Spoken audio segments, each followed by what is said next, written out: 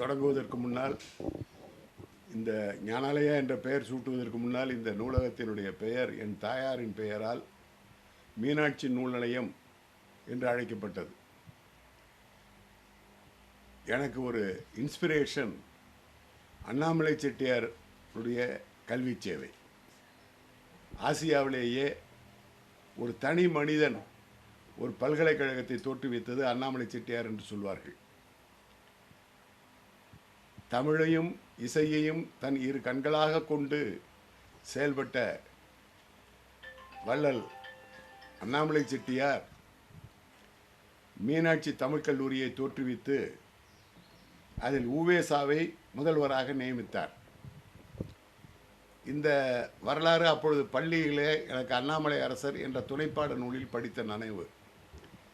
என் தாயாருடைய பெயரும் மீனாட்சி ஆகியனாலே எனக்கு என் தாயும் தந்தையும் தான் எல்லா விதத்திலும் வழிகாட்டி. அதுவும் என் தந்தையாரிடத்திலிருந்து நான் கற்றுக்கொண்டது ஏராளம். ஆகவே என் தாயாரின் பெயராலே மீனாட்சி நூல் நிலையம் என 1960 தொடங்கினேன். 59 சேகரிக்கிற பழக்கம் வந்துவிட்டாலும் கூட 57, 59 60 தான் பேர் வைத்து ஒரு ரப்பர் ஸ்டாம்பு செஞ்சு ஒரு நோட்டு போட்டு முதலாக மீனாட்சி நூல் நிலையம் அப்படின்னு போட்டு இந்த நூலகத்தை தொடங்கினேன். அப்படி தொடங்கிய போது 1000 புத்தகங்களுக்கு மேலாக சேர்ந்து விட்டது. அதை பரணியிலையும் வேறு சில இடங்கள்லையும் கட்டாக கட்டி ஒரு டப்பாவிலெல்லாம் போட்டு வச்சுருக்கிறது பார்த்தேன். என் தந்தையார் புத்தகங்களை வாங்குவது பெரிதில்லை, அதை நல்ல முறையிலே பாதுகாத்து பயன்படுத்த வேண்டும் என்று சொல்லி எனக்கு முதலாக என்னுடைய நான் பட்டதாரி ஆசிரியராக ஆகி சம்பாதித்த பணத்தில் பரவாயில்லை, நீ இதுக்கு முதல்ல ஒரு பீரோ செஞ்சிக்கன்னு சொல்லி இந்த தேக்கு மர பீரோவை செய்தார். அதில் மிச்சம் விழுந்த பலகையில் அந்த ஆசாரி இந்த 2வது பீரோவை செஞ்சு கொடுத்தார். இதில் நான் தமிழில் வந்த மொழிபெயர்ப்பு நூல்களை மொழிபெயர்ப்பு நூல்களை சேகரித்தேன். இந்த நூலகத்தை பயன்படுத்தி ஒரு சிலர் எம்ஃபில், ஒரு சிலர் PhD எல்லாம் வாங்கியிருக்கிறார்கள். அந்த வகையில் இந்த பீரோவில் இருக்கிறதுல பெரும்பாலானவை மொழிபெயர்ப்பு நூல்களோ அரிய முதல் பதிப்பு நூல்களும் இருக்கும். பாரதிதாசனுடைய கவிதைகளில் அழகின் சிரிப்பு, எதிர்பாராத முத்தம், இந்த மாதிரி நூல்கள் எல்லாம் முதல் பதிப்பு இதில் இருக்கும். வேறு சில அரிய வெளியீடுகளும் இதில் இருக்கும். இதில் மொழிபெயர்ப்பு என்ற பொழுது எனக்கு நினைவு வருவது, நம்முடைய பாரதத்திற்கு பெருமை சேர்ப்பது இந்த வேதங்கள் தான். வேதங்களை பற்றி பின்னால் பலவிதமாக இன்டர்பிரிட்டேஷன்ஸ் இருந்தாலும் இந்த வேதத்தை, இந்த 4 வேதம்னு சொல்கிறோமே, ரிக்வேதம், அதர்வண வேதம், யஜுர்வேதம், சாமவேதம்னு, இந்த 4 வேதத்தை பார்க்கணுன்னு எனக்கு அந்த காலத்தில் ரொம்ப ஆசை. அப்படி ஆவலோடு தமிழில் அது மொழிபெயர்ப்பு இருக்குமோன்னு தேடிக்கொண்டிருந்த போது திருவிக்காவின் வாழ்க்கை குறிப்பை படித்தேன். அதில் அவர் வேதத்தை தமிழ் செய்தவர் என்று சொல்லி இந்த ஜம்புநாத ஐயரை பற்றி ஒரு குறிப்பு எழுதியிருந்தார். அவர் ஆரிய சமாஜத்தை சேர்ந்தவர். தமிழ்நாட்டில் 1920, 30களில் சென்ற நூற்றாண்டின் கடைசி பகுதிகளிலையும் ஆரிய சமாஜம் இங்கே சிறப்பாக செயல்பட்டது சென்னையில். அதனுடைய தாக்கம்தான் ஆரிய பவன். ஆரிய பவன்கிறதெல்லாம் ஆரிய சமாஜத்தினுடைய தாக்கத்தில் அதனுடைய சீடர்கள் தாங்கள் தொடங்கிய அந்த ஹோட்டலுக்கு கூட ஆரிய பவன்னு பேர் வச்சாங்க. இன்றைக்கி சென்னையில் இருக்கக்கூடிய ராயப்பேட்டாவில் செயல்படக்கூடிய அந்த பள்ளிக்கூடங்கள் கூட தயானந்த சரஸ்வதி என் பேராலே இயங்கிக் கொண்டிருக்கின்றன. அதெல்லாம் ஆரிய சமாஜம் ஏற்படுத்திய கோபாலபுரத்தில் இருக்கக்கூடிய பள்ளிக்கூடம் ஆரிய சமாஜத்தை தோற்றுவித்த தயானந்த சரஸ்வதியின் பேராலே உருவான பள்ளிக்கூடம். பிராட்வேயில் அதுக்கு தலைமை அகலம் தலைமை நிலையம்லாம் இருந்தது. நான் 70களில் பிராட்வேயில் இருக்கக்கூடிய ஆரிய பவனுக்கு பின்னால் இருக்கக்கூடிய அந்த கட்டடத்தில் ஆரிய சமாஜ வெளியீடுகளை எல்லாம் சென்று வாங்கினேன். அப்பொழுது இந்த வேதத்தை மொழிபெயர்த்த ஜம்புநாதையருடைய நூல்களை கிடைத்த பொழுது அவருக்கு சொன்னார்கள், அது நாங்கள் வெளியிட இல்லை, அவரே அந்த காலத்தில் வெளியிட்டது. நீங்கள் அது பழைய புத்தகங்களிலோ அல்லது பழைய சேகரிப்பாளருடைய கேட்டால் கிடைக்கும் என்று சொன்னார்கள். அந்த வகையில் எனக்கு தேடி கிடைத்த முதல் நூல் அந்த 4 வேதத்தையும் பின்னால் சேகரித்தேன். இதான் ரிக்வேதம்.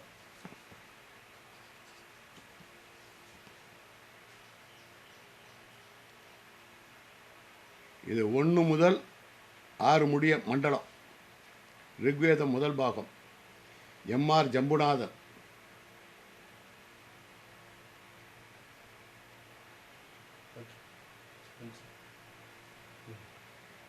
இது வெளியிட்டது அவருடைய மருமகன் மும்பாயிலிருந்து 1977.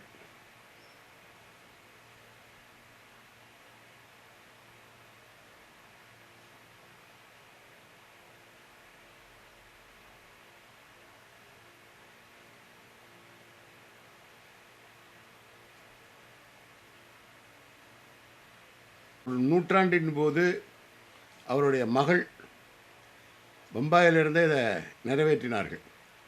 அப்பொழுது தீபம் பார்த்தசாரதி அவர்கள் தன்னுடைய தீபம் பத்திரிகையில் வேதத்தை தமிழ் படுத்திய வித்தகர் என போட்டு அவரை பற்றி ஒரு பெரிய கட்டுரை எழுதியிருந்தார். தினமணியில் வேதத்தை தமிழில் மொழிபெயர்த்தவருடைய நூற்றாண்டு விழா என போட்டிருந்தார்கள். இதான் ஜம்புநாதையரும் அவருடைய துணைவியார் சாந்தி ஜம்பிநாதன், அவங்க துணைவியார்.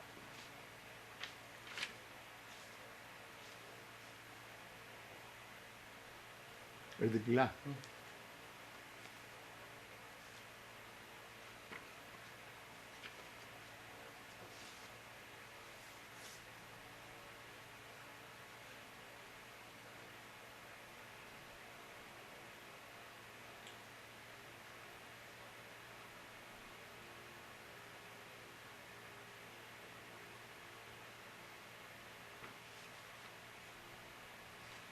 ஆயிரத்தி 896 மணக்காலில் பிறந்தவர். அதான் எம்ஆர் ஜம்புநாதன்.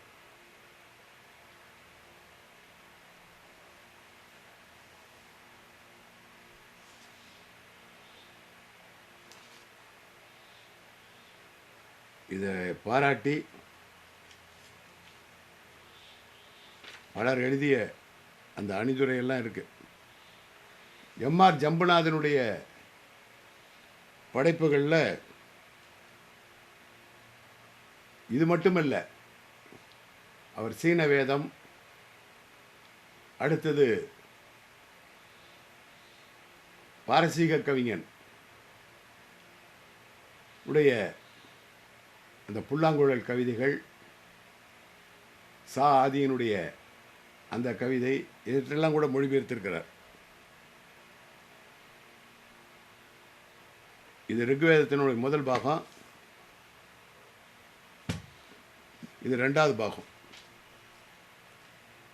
சாந்தி ஜம்புநாதன் அவருடைய துணைவியார் ராதா நிவாஸ், 37 ஃபர்ஸ்ட் ரோடு, கார், பாம்பே.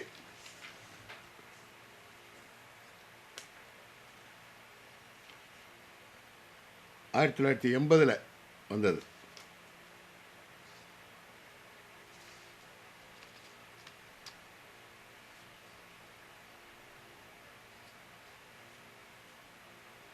இது 2வது பாகம். வரலாற்று நூல்களை தமிழில் முதலில் எழுதி உலக அறிஞர்கள், சிந்தனையாளர்கள், புரட்சியாளர்கள் வரலாற்றை எல்லாம் நமக்கு அறிமுகப்படுத்திய வே. சாமிநாத சர்மா நூல்களை வெளியிட்ட பிரபஞ்ச ஜோதி பிரசுராலயம் முறையூர் சொக்கலிங்க செட்டியாரை நான் சந்தித்த போது 80கள், அவர் பம்பாயில் தமிழ்ச்சங்கத்தை தோற்றுவித்தவர். பம்பாயில் சில காலம் இருந்தார். அவர் இவருடைய வரலாற்று குறிப்புகளையும் அவங்களுடைய துணைவியார் மகளோடு இருக்கிற செய்திகள்லாம் எனக்கு சொல்லி அங்கு தொடர்பு கொண்டால் இந்த நூல் கிடைக்கும்னார். ஆனால் எனக்கு கிடைக்கல. பின்னால் பழைய நூல் இதுலேயும் சென்னை இருந்த ஒரு பழம்பெரும் சுதந்திர போராட்ட வீரர் தீசு கல்யாணராமன் அவர் சேகரித்த நூல் சேகரிப்பில் எனக்கு இது கிடைச்சது. தீசு கல்யாணராமன் அவர் தன்னை கல்கியில் என்னுடைய நூலகத்தை பற்றி வந்த செய்திகளை படித்துவிட்டு எனக்கு கடிதம் எழுதி, அவருடைய மகன் மிகப்பெரிய பதவியில் டெல்லியில் இருந்தார், அவரை எனக்கு நேராக புதுக்கோட்டைக்கு போய் அவரை பார்த்து அவர் வைத்திருக்கிற நூலகத்தின் தன்மையெல்லாம் ஆராய்ந்து அவரிடத்தில் நான் சேகரித்த நூல்களை கொடுக்கலாமா என்பதை முடிவு செய்து வா என்று அனுப்பினார். அவர் தந்தை சொல் தட்டாத தனையன் ஆகையினால் அவர் கிளம்பி இங்கே வந்தார். ஆனால் அட்ரஸ் இல்லாமல் வந்துட்டார். கல்கியில் திருக்கோவரணம்னு இருக்கே தவிர, புதுக்கோட்டைன்னு இருக்கே தவிர வீட்டு எண்ணு தெரு இதெல்லாம் ஒன்றுமே இல்லை. பொதுவாக பத்திரிகையில் பேட்டி எடுக்கிற எல்லோருமே ஞானாலயா புதுக்கோட்டை என்று போடுவார்களே தவிர அது இருக்கக்கூடிய இடம், அது முகவரி, என்னுடைய தொலைபேசி எண் எதையுமே தருவதில்லை. அது என்னன்னு எனக்கு தெரியல. ஆகையினால அவர் இங்கே பஸ் ஸ்டாண்டில் இறங்கிட்டு டெல்லியிலேருந்து இந்த மாதிரி ஞானாலயா நூலகம் பார்க்கணுன்னு சொன்னார். ஆனால் அப்போ இது அவ்வளோ ப்ராபல்யம் இல்லை. நான் 79 புதுக்கோட்டைக்கு வந்தேன். அவர் 90 இறுதியில் வந்தார். அவர் தேடி பிடிச்சிருக்காரு. அப்புறம் யாரோ ஒரு ஆட்டோக்காரன் இங்கே ஒரு லைப்ரரி அங்கே திருக்கோவரணத்தில் இருக்குது சார், அவர்கிட்ட அழைச்சிட்டு போகிறேன்னு இங்கே அழைச்சிட்டு வந்தால் அவர் மத்தியானம் ஒரு 3 மணிக்கு வந்தார். காலையில் 9-10 மணிக்கு வந்தவர். அப்புறம் அவரை நான் என்னுடைய வீட்டின் மாடியிலேயே தங்க சொல்லி அவருக்கு உணவெல்லாம் கொடுத்து அந்த இரவும் இருக்க சொல்லி அவரிடத்துல என் நூலகத்தினுடைய தன்மைகளை எடுத்து சொல்லி அங்கே இருக்கக்கூடிய நூல்களை எல்லாம் காட்டினேன். அப்போயே ஏறத்தாழ ஒரு 60,000-70,000 புத்தகம் இருந்தது. அவருக்கு ரொம்ப மன திருப்தி. நான் அப்பாவினிடத்தில் சென்று சொல்லுகிறேன், அவர் மிகப்பெரிய சுதந்திர போராட்ட வீரர், சமஸ்கிருதத்திலையும் தமிழ்லேயும் மிகுந்த பாண்டித்யம் உடையவர். காந்திய சீடரான அவருக்கு அந்த நேரம் தவறாமல் ரொம்ப பிடிக்கும். அதனால் அப்பாக்கிட்ட நீங்கள் வரேன்னு எழுதுனீங்கன்னா அந்த குறித்த நேரத்துக்கு போயிடுங்க. நீங்கள் போகலைன்னா அவர் கோபம் வந்துடும். அதுக்கப்புறம் உங்களை பார்க்கவே மாட்டேன்ருவார். காலத்தின் அருமை தெரியாத இந்த ஆளை பார்த்து பயணம் இல்லைன்னு சொல்லிவிடுவார். அதனால் அதை மாத்திரம் நினைவு வச்சுங்க. கொஞ்சம் முன்கோவி, ஆனால் உங்களிடத்துல உங்களை பார்க்காமலே ரொம்ப அன்போடு இருக்கிறாரு. ஆனால் நீங்கள் செய்ய வேண்டியது சொன்ன நேரத்துக்கு அவரை போய் பார்த்துருங்க, அதுதான் அப்படின்னு சொன்னார். அதே போல் இவர் போய் சொன்ன பிறகு அவர் எனக்கு கடிதம் எழுதினார் எப்படி வரணும் என்னன்னு. ஒரு நாள் நானும் என் துணைவியாரும் காலையில் இந்த பல்லவன் எக்ஸ்பிரஸில் கிளம்பி அங்கே போய் செங்கல்பட்டில் இறங்கினோம். இறங்கி அங்கே எந்த பஸ்ஸில் ஏறினா அந்த மரமலை நகருக்கு வரலான்னு எழுதியிருந்தார். அங்கே போனோம். அங்கே பஸ் ஸ்டாப்பில் ஒரு பையன் இருந்தார். அங்கேருந்து ஒரு ஆட்டோவை பிடிச்சிட்டு அந்த ஊருக்குள்ளே போய் அவர் வீட்டில் அவர் தனியாக தான் இருந்தார். ஒரு மகன் டெல்லியில் இருந்தார், ஒரு மகன் சென்னையில் இருந்தார். அவர் நேதாஜி கூடலாம் செயல்பட்டவர். ரொம்ப நேர்மையானவர், காலம் தவறாமல் ரொம்ப காந்தியவாதி. அவரே சமைத்து எனக்கு அன்று மதியம் சாப்பிட சொன்னார். சாப்பிட்டு இன்று பூரா என்னோட இருங்க அப்படின்னு சொல்லி தன் சேகரிப்பினுடைய தன்மையும் தான் எழுதிய நூல்களின் தன்மையெல்லாம் எனக்கு எடுத்து சொன்னார். எனக்கு ரொம்ப சந்தோஷமாக இருந்தது. அவரோட பேசி கொண்டு இருந்தேன். எனக்கு தெரிந்த புத்தகங்களை பற்றி ஒரு சில தகவல்களை எல்லாம் சொன்ன உடனே அவருக்கு ரொம்ப மகிழ்ச்சி. மறுநாள் உனக்கு இந்த புத்தகங்களில் எது தேவைன்னு கேட்டார். நான் சொன்னேன், நான் பொதுவாக நூலகங்களில் தமிழில் எல்லா நூல்களையும் சேகரிக்கிறேன். அதில் குறிப்பாக முதல் பதிப்புங்கிறது எனக்கு ரொம்ப முக்கியமானது. ஆகையினால நீங்கள் நூலகத்தை உங்களுக்கு தேவையானது போக எல்லாத்தையும் கொடுத்தாலும் நான் பயன்படுத்தி கொள்வேன், அதை நல்ல முறையில் வச்சுருக்கேன், பயன்படுத்தி கொள்வேன்னு ஒன்று. அவர்கிட்ட ஏராளமான ஒரு 200-300 சான்ஸ்கிரிட் புக்ஸ்லாம் வேறு, பெரிய பெரிய புத்தகங்கள். அதையெல்லாம் எடுத்து எல்லாவற்றையும் நான் ஏன் செலவில் உனக்கு அனுப்பிச்சி வச்சிடுறேன். அங்கே பார்சல் ஆஃபீஸிலேருந்து வீட்டுக்கு கொண்டு போகிறதுக்கான செலவையும் நீ எனக்கு எழுதணும், அதையும் நான் தான் ஏற்றுக்கொள்வேன். அப்போ தான் நான் செய்கின்ற உனக்கு என் நூல்களை கொடுத்தேங்கிறது முழுமையடையும்னு சொல்லி அவருடைய நூல்களை எல்லாம் எனக்கு அனுப்பி வைத்தார். அவருடைய அந்த சேகரிப்பில் தான் இது முழுமையான இந்த நல்ல பதிப்பு எனக்கு கிடைச்சது. இது யஜுர்வேதம்.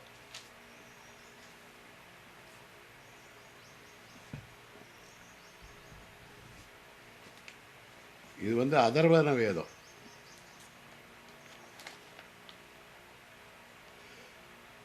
இதில் ஒரு சிறப்பு என்னென்னா, இந்த தீசு கல்யாணராம புஸ்தகம் வாங்கினதில் அவர் படித்து விட்டு எல்லா குறிப்புகளையும் பக்கம் பக்கமாக எழுதி வச்சுருப்பார். முன் பக்கத்தில் எழுதுவார், கடைசி பக்கத்தில் எழுதுவார், எல்லாத்துலேயும் குறிப்புகள்லாம் இருக்கும். அந்த குறிப்புகளே நமக்கு அப்படியே அந்த சாரை, இந்த எசன்ஸை சாப்பிட்டாப்புல இருக்கும். அடுத்து சாமவேதம்.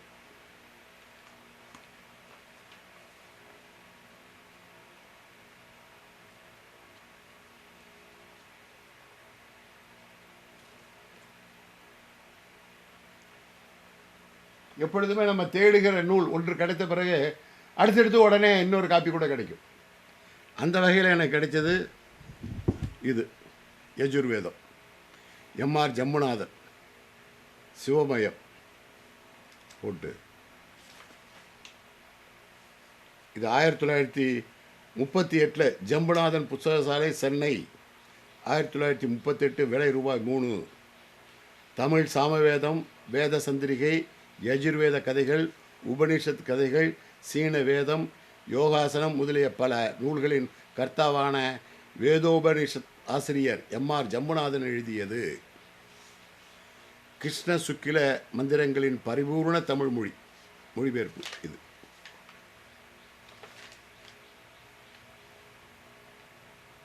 போல எனக்கு ஒரு மகிழ்ச்சி. திரிமூர்த்தி உண்மை, வேத சந்திரிகைன்னா 4 வேதங்களை பற்றி ஒரு அறிமுகம், ஒரு 80 பக்கத்தில் டெம்மி சைஸில். அப்புறம் உபநிஷத்து கதைகள், கடோபனிஷத்து, யோகாசனம். இவர் தான் வீட்டு திண்ணையிலேயே இந்த ஆரிய சமாஜத்தை சார்ந்த நூல்களை எல்லாம் வைத்து ஜம்புநாதன் புத்தகசாலைன்னு நடத்தினார்னு திருவிக்கா வாழ்க்கை குறிப்பில் இருக்குது. ஆகவே எனக்கு கிடைத்த முதல்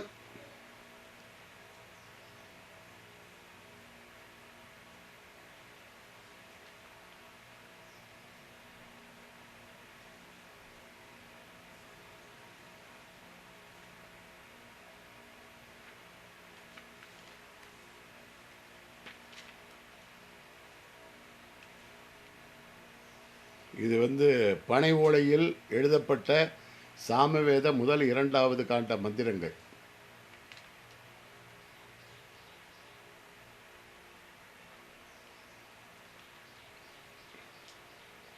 மர உரியில் சாரதாளியினால் எழுதப்பெற்ற வேத மொழிகள். எப்படியெல்லாம் இருக்குங்கிறத ரொம்ப சிறப்பாக எழுதியிருக்கிறார். ஒரு சாமகான கோஷ்டி. இந்த மாதிரி அரிய எம்ஆர் ஜம்புநாதனுடைய நூல்கள், மற்ற நூல்கள் அங்கே திருக்குறள் ரேக்குக்கு பின்னால் இருக்குது. இது எனக்கு முதலில் கிடைத்த ஒரு பெரிய பொக்கிஷம். அதை எடுத்து உலகத்தின் ஆதி காவியம் என்று பாராட்டப்படுகின்ற ஹோமருடைய இலியட் அண்ட் ஒடிசே, இதை படிக்கணும். என்னதான் நமக்கு இருந்தாலும் கிரேக்க மொழியில் நமக்கு படிக்க வாய்ப்பு கிடையாது. ஏன்னா நமக்கு கிரேக்க மொழியே தெரியாது. ஆங்கிலத்தில் படிப்பதும் சற்று சிரமம். ஏன்னா இலியட் அண்ட் ஒடிசே ஆங்கில டிரான்ஸ்லேஷன்ஸ் பலவேறு இருக்குது. இதனால் தமிழில் இருக்குமா என்று அலைந்தபோது ஓரியன்ட்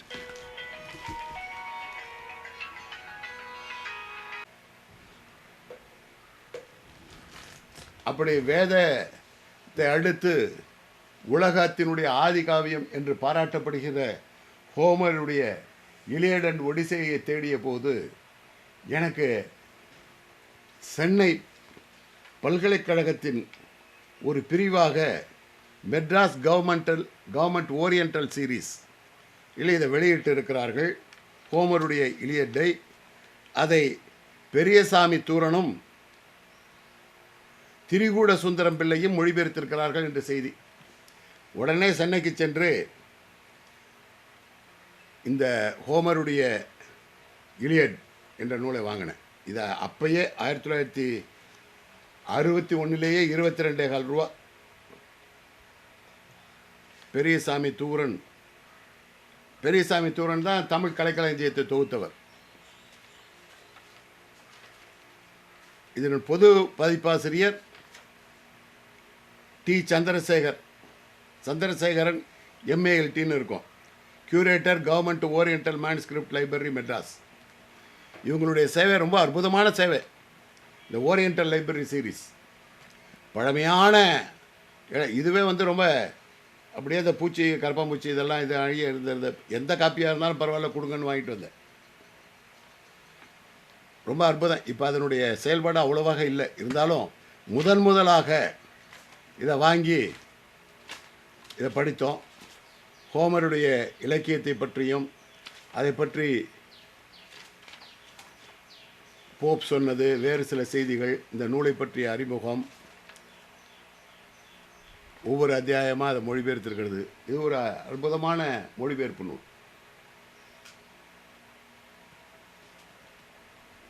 தமிழில் 1920 1980 மிகப்பெரிய சாதனைகள்லாம் நடந்து விட்டது. ஒரு 60 ஆண்டு காலத்தில். பொதுவாக 1860 1960 பெரும்பாலான அரிய நூல்கள்லாம் மொழிபெயர்க்கப்பட்டு விட்டது. அந்த வகையில் இந்த இலியட் மொழிபெயர்ப்பு, அதே இலியட் மொழிபெயர்ப்பை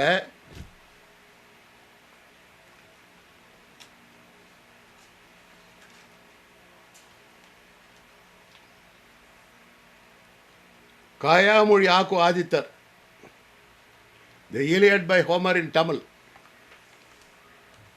அப்படின்னு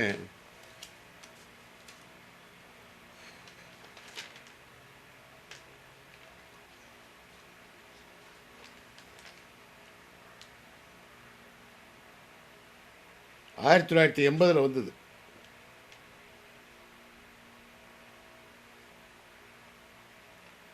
இது அவரே ஆசிரியரே கம்பர் வளாகம் சீனிவாசராக திரு சென்னை 1 அப்படின்னு போட்டு அவங்க வீட்லேயே இந்த புத்தகங்களை அச்சிட்டு வைத்து விட்டார். இல்லியம்னு எல்லாம் பாடலாகவே மொழிபெயர்த்திருக்கார். மிகப்பெரிய சாதனை. பக்கங்களுக்கு மேற்கொண்ட இந்த 2 நூல்கள் இலியடினுடைய டிரான்ஸ்லேஷன்.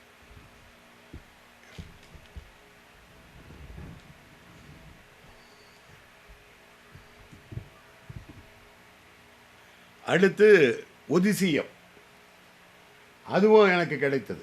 மகாகவி ஹோமருடைய இலியடை அடுத்து ஒதிசியம், இது தமிழாக்கம் சிங்காரவேல்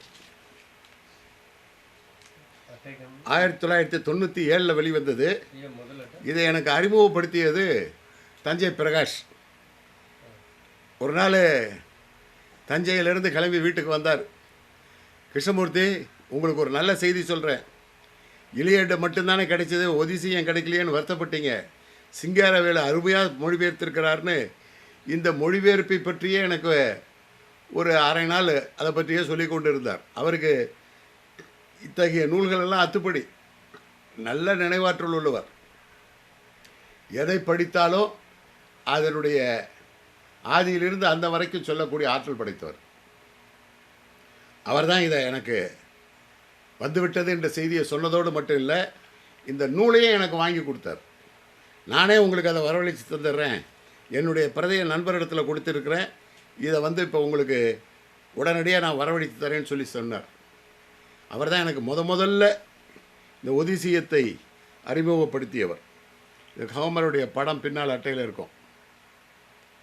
மகாகவி ஹோமர் கிரேக்க நாட்டில் சுமார் 3000 ஆண்டுகளுக்கு முன்பு கிமு 9ஆம் நூற்றாண்டு பிறந்தவர். உலகத்தில் அவருக்கு கிடைத்த மரியாதை அளவிடற்கரியது. வெற்றி வீரன் அலெக்சாண்டர் தன் படுக்கை அறையிலே ஹோமரின் நூல்களை வைத்திருந்தான். உலகத்தின் முதல் நாவல் என ஆய்வாளர்களால் புகழ்ந்து பேசப்படும் ஒதிசியம் காவியத்தை தமிழர்களுக்கு வழங்குவதில் பெருமை அடைகிறோம். இதில் ரொம்ப விரிவான மொழிபெயர்ப்பு, இதில் நிறைய குறிப்புகள்லாம் இருக்குது. இதெல்லாம் ஆழ்ந்து படிக்க வேண்டிய ஒரு மொழிபெயர்ப்பு நூல்கள். இதில் இன்னொரு சிறப்பு என்னென்னா, படிக்கிற போது இதுக்கு நமக்கு மொழிபெயர்ப்புன்னே தோணாது. அந்த அளவுக்கு சிறப்பான மொழிபெயர்ப்புகள். அடுத்து தமிழில் நாம் எதிர்பார்க்கக்கூடிய இந்த இலக்கியத்தை பொறுத்த வரைக்கும் ஆதி காவியத்தினுடைய மொழிபெயர்ப்பு ஆதிகவி ஹோமர். ஹோமரை பற்றி சொல்லுவாங்க, read Homer once, you can read no more, Homer will be all the books that you need என்று. எப்படி வள்ளுவருக்கு திருவள்ளுவமாலையில் புகழாரம் சூட்டப்பட்டதோ அதுபோல ஹோமருக்கு புகழாரம் சூட்டி இருக்கிறார்கள் அன்றைய ஆங்கில கவிஞர்கள். Read Homer once, you can read no more, Homer will be all the books that you need என்று. இங்கே வள்ளுவரை பற்றி சொல்லுகிற பொழுது எல்லா பொருளும் இதன்பால் உள, இதன்பால் இல்லா எப்பொருளும் இல்லையால் சொல்லால் பரந்த பாவால் என் பயன் வள்ளுவன் தந்தப்பா வையத்துணை என்று சொன்னார்கள். அதுபோல இந்த ஆதி காவியமாகிய ஹோமர், இது அவன் கண்ணை இழந்த நிலையில் பாடிய நூல் என்று சொல்வது இன்னொரு பெரிய சிறப்பு. வாழ்ந்த காலத்தில் ஹோமர் அவ்வளவு தூரம் அங்கீகரிக்கப்படவில்லை என்று ஒரு கவிஞன் வருத்தப்படுகிறான். 7 famous towns contend for Homer dead, through which the living Homer begged his bread. வாழ்ந்த காலத்தில் இறந்து பிழைத்த ஹோமர் இறந்த பிறகு அவன் எண்ணூரை சார்ந்தவன் என்று 7 ஊர்கள் போட்டியிடுகின்றன என்று பாடினான். 7 famous towns contend for Homer dead, through which the living Homer begged his bread. வாழ்ந்த காலத்தில் இறந்து பிழைத்த ஹோமர் இறந்த பிற்பாடு 7 ஊர் அவனுக்காக போட்டியிடுகின்றன என்று. அப்படிப்பட்ட புகழ்மிக்க ஆதி கவியாக பாராட்டப்படுகிற ஹோமருடைய மொழிபெயர்ப்பு, நெப்போலியன் சொல்வான், ஒரு கையில் வாளும் இன்னொரு கையிலே ஹோமருடைய நூலும் துணை இருக்க நான் எல்லா போரையும் வென்றேன் என்று. அந்த அளவுக்கு சிறப்புமிக்க ஒரு நூல். அதை அடுத்து தமிழில் இந்த மொழிபெயர்ப்புக்காகவே தங்களை அர்ப்பணித்து கொண்டு செயல்பட்டவர்கள் ஏகே கோபாலன். இந்த ஏகே கோபாலன் உடைய அரிய சேவை இன்று நாம் மறந்துவிட்டாலும் கூட நினைவு கூறத்தக்க ஒரு சிறப்பான மனிதர். பாரதியனுடைய பிற நாட்டு நல்லறிஞர் சாத்திரங்கள் தமிழ் மொழியில் பெயர்த்தல் வேண்டும் என்ற அந்த கனவை நனவாக்குகிற விதத்தில் காணாசுவினுடைய யோசனையோடு அவர் தோற்றுவித்த இந்த ஜோதி நிலையம், அதில் ஹெர்மன் ஹெஸ்ஸியினுடைய நோபல் பரிசு பெற்ற ஹெர்மன் ஹெஸ்ஸியினுடைய சித்தார்த்தன் நாவல் திருவுலக சீதாராம், ஏகே கோபாலன் பப்ளிஷர் திருவல்லிக்கேணி, மூல ஆசிரியரை பற்றிய படத்தோட, மேலும் பல சர்வதேச நோபல் பரிசு நாவல்கள் அத்தனையும் இரவா புகழுடையவை என கூறி தமிழ்ச்சூடர் நிலையம் திருவல்லிக்கேணி சென்னை 5ன்னு போட்டு இதெல்லாம் ஸ்வீடிஷ் நாவல், நார்வே நாவல், இத்தாலி நாவல், பிரெஞ்சு நாவல், ஜெர்மன் நாவல், ரஷ்ய நாவல், அமெரிக்க நாவல், ஐரோப்பிய சிறுகதைகள், ஹங்கேரி நாவல், பிலிப்பைன் நாவல், போலந்து நாவல், சீன நாவல், வங்க நாவல், அரசியல் நூல்கள், அரசியல் அறிஞர் செர்சன் பவுல்ஸ் எழுதிய தூதுவர், ஹெலன் கலர் எழுதிய என் கதை, ஆங்கில நாவல், மனுஷ நாடகம், மான்குட்டி, இத்தனையும் ரொம்ப நினைத்து பார்க்கவே இயலவில்லை. இன்றைக்கி நமக்கு அச்சுத்தொழில்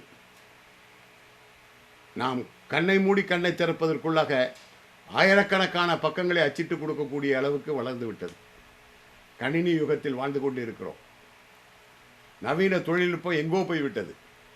ஆனால் ஏகே கோபாலன் இத்தகைய நூல்களை மொழிபெயர்க்க செய்து வெளியிட்ட காலத்தில் எல்லாம் காலில் ட்ரெடில் மிஷின் தான், நவீனங்கிறதெல்லாம் கிடையாது. எல்லாம் 1960களில் வந்தது. இது 1957 வந்தது, எனக்கு நினைவு இருக்குது. இதுலேயே ஒரு சிறப்பு என்னென்னா, இதை பரிசு பதிப்பாகவும் போடுவார், மலிவு பதிப்பாகவும் போடுவார். இது 3 ரூபா பரிசு பதிப்பு.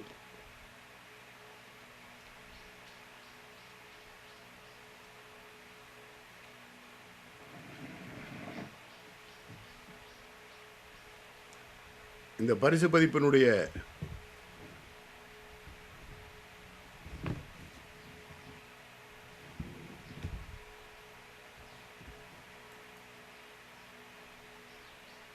இன்னொரு பிரதி கூட என்கிட்ட இருக்கு.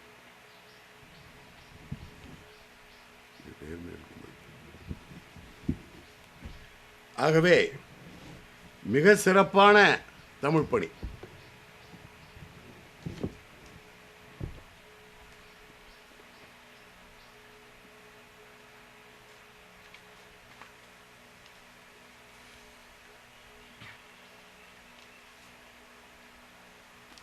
வெளியீடு தமிழ்ச்சூடர் நிலையம்.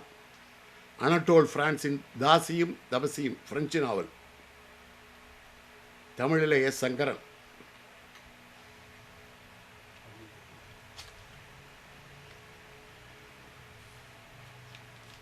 விலை ரூபாய் 5. இது 2ஆம் பதிப்பு.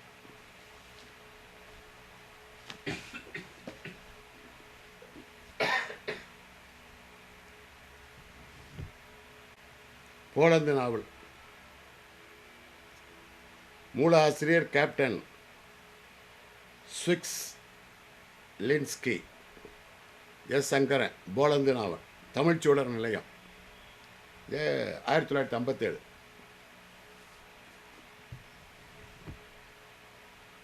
AK Gopalan publishers. புத்துயிர்ப்பு.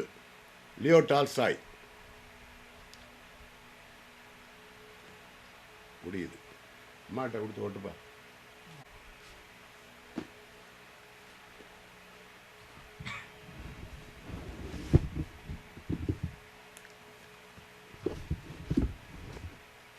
இது சித்தார்த்தன். அதே இதே இன்னொரு விதமாக போட்டிருக்கார்.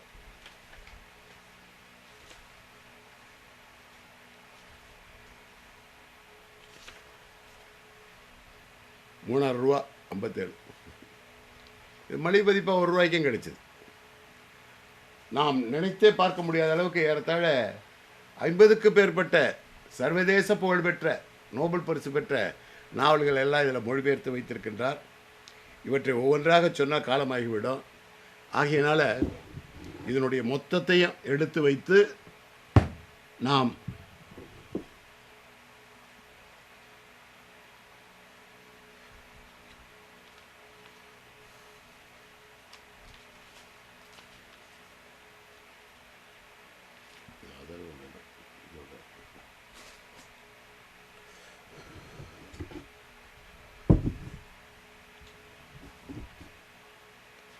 ஹெர்மன் ஹெசியனுடைய போரும் பாவையும், ஜோதி நிலைய வெள்ளி விழா வெளியீடு, நோபல் பரிசு நாவல் வரிசை 2, ஏர்னஸ்ட் ஹெமிங்வே எழுதியது. இதான் ஏர்னஸ்ட் ஹெமிங்வே படம். நோபல் பரிசு பெற்ற அமெரிக்க நாவலாசிரியரான ஏர்னஸ்ட் ஹெமிங்வே 1898 பிறந்தார். கடலும் கிழவனும் என்ற அவருடைய நாவலுக்கு 1954 நோபல் பரிசு வழங்கப்பட்டது. அதை அடுத்து அவருடைய நாவல்கள் உலகின் பல்வேறு மொழிகளில் வெளிவந்துள்ளன. யாருக்காக மணி ஓசை, for whom the bell tolls என்ற இந்த நாவல் உலகின் பல பாஷைகளில் மொழிபெயர்க்கப்பட்டுள்ளது. ஆயினும் தமிழில் இப்போதுதான் முதலாக வெளிவருகிறது. 25 ஆண்டுகளாக உலக இலக்கியங்களிலிருந்து சிறந்த நூல்களை தேர்ந்தெடுத்து பிரசித்து வரும் ஜோதி நிலையத்தின் வெள்ளி விழா வெளியீடாக இதை தமிழ் வாசகர்கள் முன் சமர்ப்பிக்கின்றேன். புக் சென்டர் அப்படி. இந்த தமிழ்ச்சூடர் நிலையம், ஜோதி நிலையம் எல்லாமே ஏகே கோபாலனது தான்.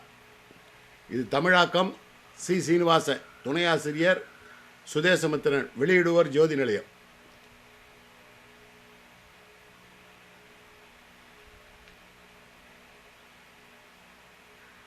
For whom the bell tolls. இல்லை, நாம் நினைத்தே பார்க்க முடியாது. 1000க்கு மேற்பட்ட பக்கங்களுடைய இந்த நாவலை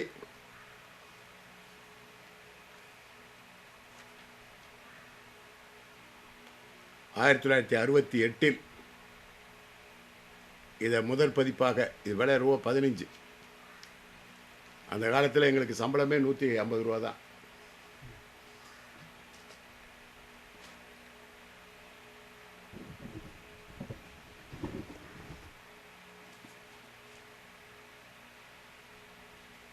இதான் நிலவளம்.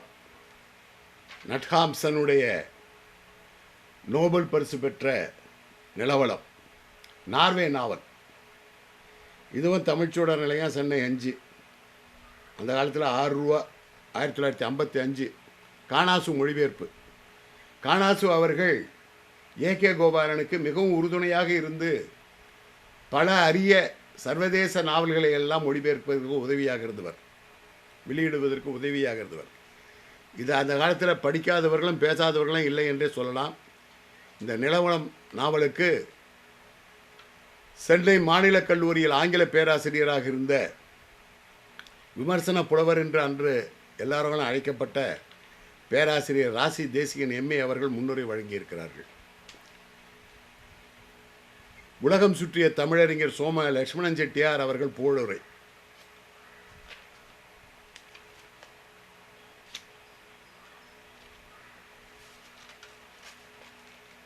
ஆனால் இப்போது இருக்கக்கூடிய இந்த மொழிபெயர்ப்புகளில் இந்த முன்னுரை புகழுரை இதெல்லாம் இருக்காது. அதனால தான் நாங்கள் முதல் பதிப்பை அதிகமாக வலியுறுத்துகிறோம். இதுக்கு ரேப்பர் கூட இருந்தது, காலப்போக்கில் எல்லாரும் பயன்படுத்த காணாமல் போய்விட்டது.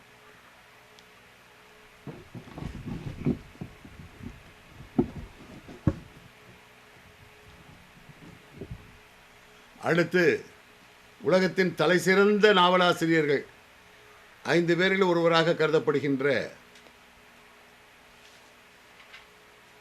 அண்ணா கரீனா மொழிபெயர்ப்பு முடியுது. ஏகே கோபாலன் தமிழ்ச்சூடன் 1947 வந்திருக்கு.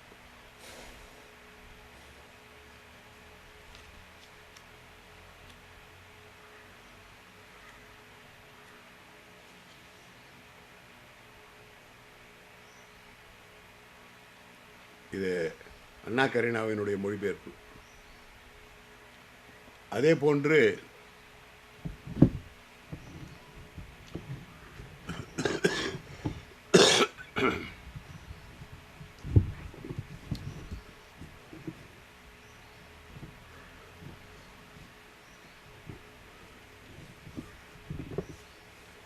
அவமான சின்னம் ஜானகிராம மொழிபெயர்ப்பு.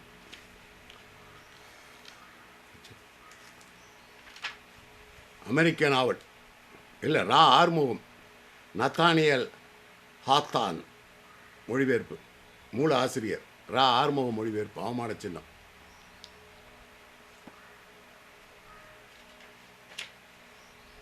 இதுவும் தமிழ்ச்சூழல் நிலையம்தான்.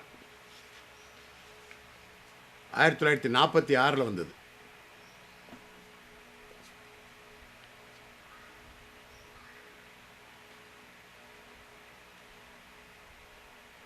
எரிக் மரியாவினுடைய Remarque S Marisamy German novel அகதி மொழிபெயர்ப்பு. இது இன்னொரு பதிப்பு. இதே ஆரம்பத்தில் அவர் தான் வெளியிட்டார்.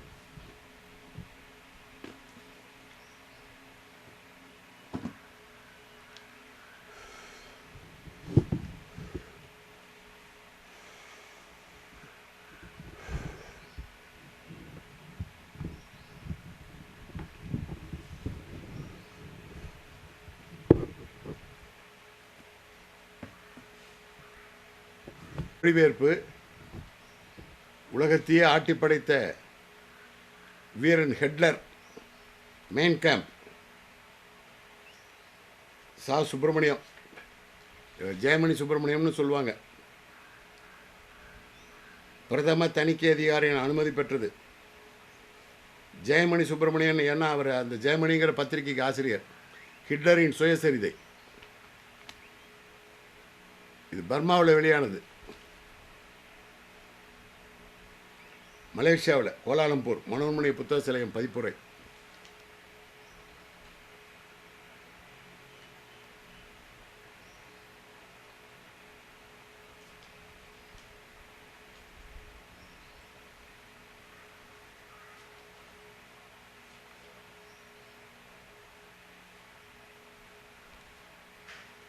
இதை ரெண்டாக படிப்பதற்கு எளிதாக இருப்பதற்காக பயன் பண்ணி வச்சுருக்கேன். ஹிட்லரின் சுயசரிதை.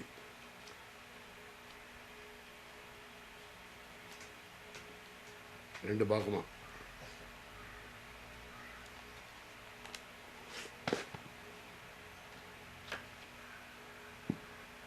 இது ஒரு சிறந்த மொழிபெயர்ப்பு.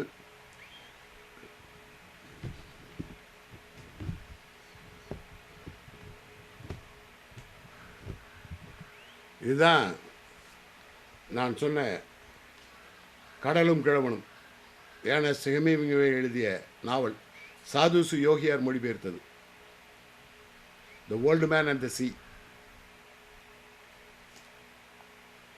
இந்த சர்வதேச நோபல் பரிசு பெற்ற நாவல்கள், அதில் இது இந்த வரிசையே கொடுத்துருக்கார். இவ்வாறு ஏராளமான நூல்கள் இதில் அமெரிக்காவினுடைய ஒவ்வொரு நாட்டினுடைய இருந்து ஏறத்தாழ ஒரு 10-12 நாட்டினுடைய நோபல் பரிசு பெற்ற நாவல்களுடைய மொழிபெயர்ப்பெல்லாம் இதில் இருக்கிறது. எல்லாவற்றுக்கும் மேலாக உலகம் போற்றுகின்ற அரசியல் நூல் என்று பாராட்டப்படுகின்ற பிளாட்டோனுடைய ரிப்பப்ளிக், இந்த பிளாட்டோவின் குடியரசு, இது அப்பொழுது சாகித்ய அகாடமி வெளியிட்டது.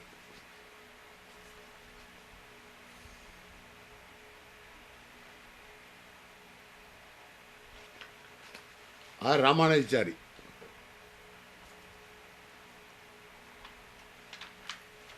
ஆயிரத்தி 1966. இதுதான் சாம்னா சர்மா அவர்கள் 40களில் பிளாட்டோவின் அரசியல் என்று மொழிபெயர்த்தார்.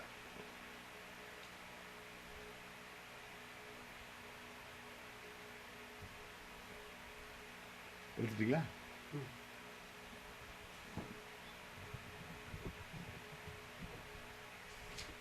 இது சார்லஸ் டிக்கன்சனுடைய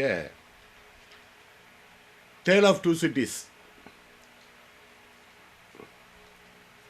இது நவயுக பிரசுராலயம்னு சொல்றது. இருநகர கதை, கீரா மொழிபெயர்ப்பு. இந்த நவயுக பிரசுராலயம் 1937 மணிக்குடியின் 3வது கட்ட ஆசிரியராக இருந்த ப. ராமசாமி அவர்கள் பத்திரிகைக்கு பொருளாதார நெருக்கடியை தீர்ப்பதற்காக புத்தக வெளியீட்டையும் தொடங்கினார். மணிக்குடியினுடைய முதல் கட்ட ஆசிரியர் வாரா, 2வது கட்ட ஆசிரியர் PS ராமையா, 3வது கட்ட ஆசிரியர் பாரா. அப்பொழுது கொஞ்சம் பொருளாதார நெருக்கடி, அதனால் பத்திரிகையினுடைய பொருளாதார நெருக்கடியை தீர்ப்பதற்கு புத்தகமும் வெளியிட வேண்டும் என்று கருதி TS செக்குலங்கத்தோடு கலந்தாலோசித்து நவயுக பிரசுராலயம் என ஒன்றை தோற்றுவித்து அதன் 2வது வெளியீடு இது. சார்லஸ் டிக்கன்ஸ் எழுதிய இருநகர Dale of two cities. Keera நான் பிச்சமூர்த்தியினுடைய மிக நெருங்கிய நண்பர், பின்னால் கல்கியிலலாம் நிறையா எழுதியிருக்கிறார். அவர்களுடைய மொழிபெயர்ப்பு 37 வந்திருக்கு.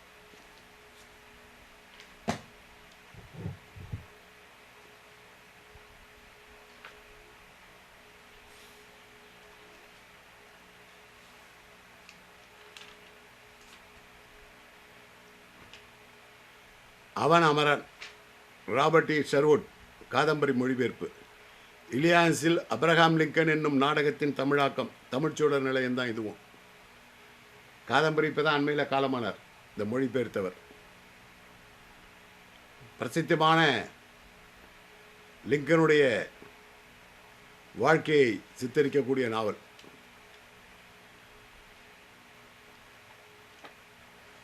நாடகமாகவும் இருக்கும்.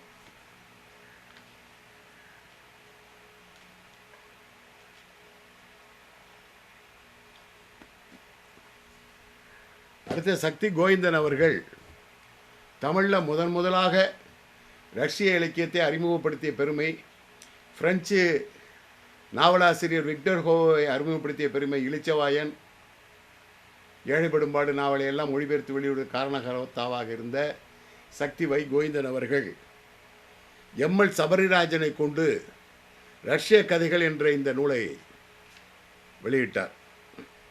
இது சக்தி காரியாலயம் 1943 வந்தது. இது அப்படியே கதர் பவுண்டு, கதர் துணி. இதுக்கு ஒரு சிறந்த முன்னுரை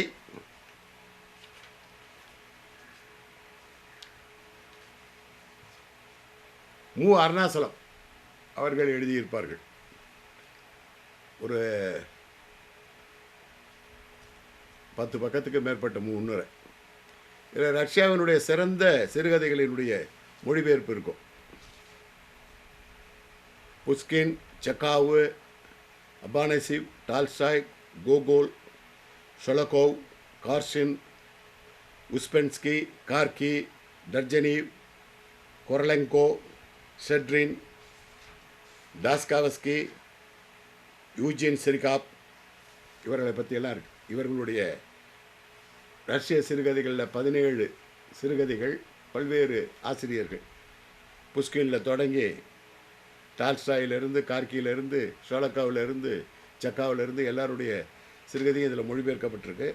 ஆசிரியர்களை பற்றி, அந்த ரஷ்ய சிறுகதை ஆசிரியர்களை பற்றிய குறிப்பு இதில் இருக்கும். சக்தி கோவிந்தனுடைய எந்த வெளியீடு ஆனாலும் அதில் எந்த ஐயம் வந்தாலும் வாசகனுக்கு அதை தீர்க்கக்கூடிய அளவுக்கு அந்த புத்தகம் இருக்கும். அதனால் எல்லாத்தையும் உள்ளடக்கிய ஒரு நூலாக மிக சிறப்பான மொழிபெயர்ப்பு. இந்த பைண்டு, இந்த கெட்டப்பு இதெல்லாம் எனக்கு நினச்சே பார்க்க முடியாது. இது 1943 4 ரூபா. ஆனால் இதில் ரேப்பரு, அட்டை, பேக் அட்டை எல்லாத்துலேயும் அவ்வளோ இன்ஃபர்மேஷன் இருக்கும்.